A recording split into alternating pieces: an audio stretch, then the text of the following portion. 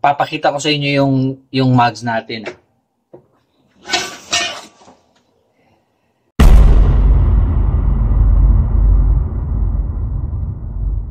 Ayun, no?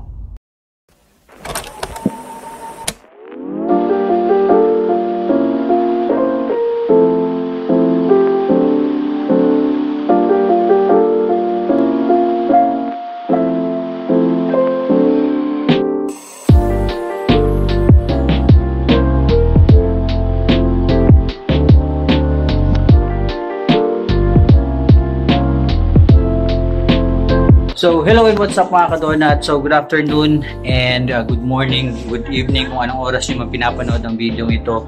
So, for today's video is papalitan na natin ng gulong si Samantha. So, ito yung gulong na ang Maxxis M6029W. So, ayan. Since walang hangin tong harap, lagyan muna natin. Let's go.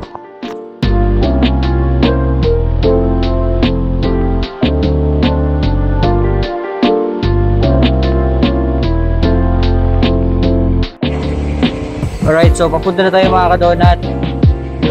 Pupunta tayo sa DX2. So doon tayo magpapa-change ng mugs at saka ng gulong. So tara.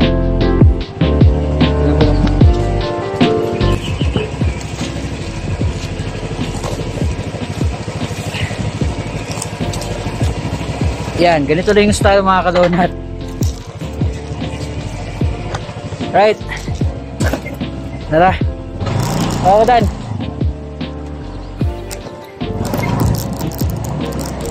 Alright guys, so nandito na tayo sa DX2 and papalagay na natin yung gulong natin. So ito yung front tire natin mga kadonat, 90 by 80 by 14.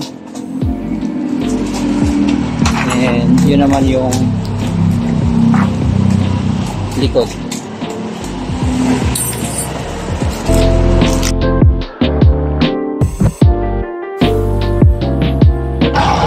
Right, so isasalpak na yung gulong mga kadonat. Tara, tingnan natin.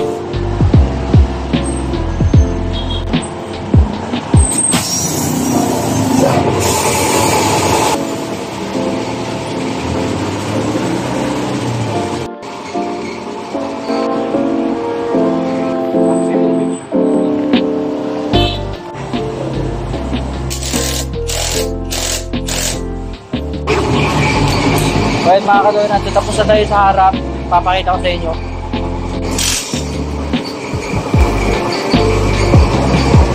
Yan. Alright, so sa likod naman tayo. Alright mga kadonat, so nilalagay na yung likod. So pakita ko sa inyo. Yun. Yung forma ni Samantha. Ang dumi. So, lilinisan natin si Samantha mamaya. Tayo na lang. Hindi na tayo magpapakarap. Ang dami na ito matapos.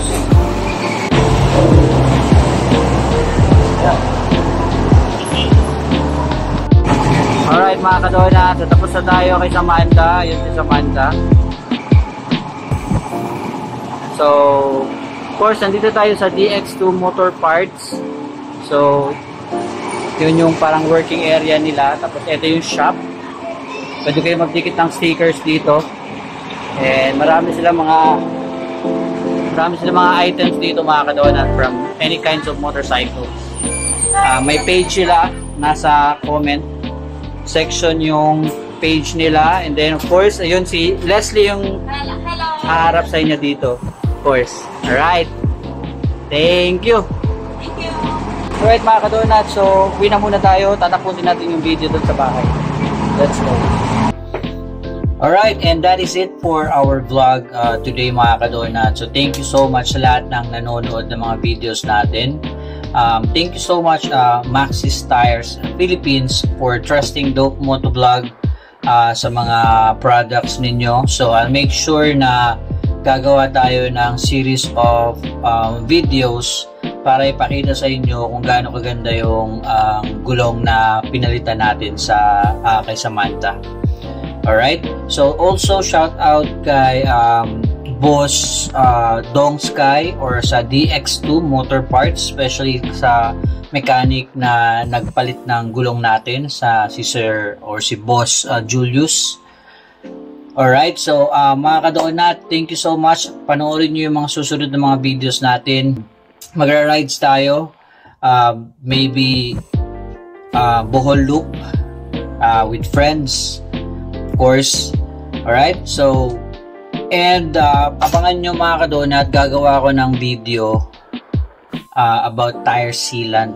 Kasi nung pinapagawa natin yung motor natin or yung pinalitan yung mga gulong,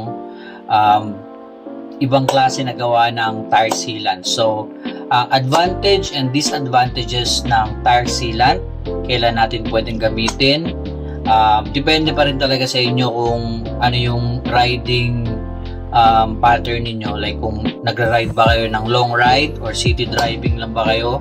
So yeah, gagawa ko ng ibang video about doon kasi papakita ko sa inyo yung mags natin. Ayun, no? So eto nangyari sa mags natin sa paggamit ng tire sealant pag iniwan nyo ng matagal. Alright? So abangan nyo yung video na yun mga kadonat. I think there will be a lot of discussions about that kasi nag-post tayo ng reels about sa tire sealant and marami nag-comment. So watch out for that. Again, thank you so much mga kadonat sa panonood. Always remember to pray before you ride, mapamotor, kotse, or bisikleta man ang gamit nyo. Peace out mga brothers. Thank you, Maxis. Hey, dynamite, turn to a million and we all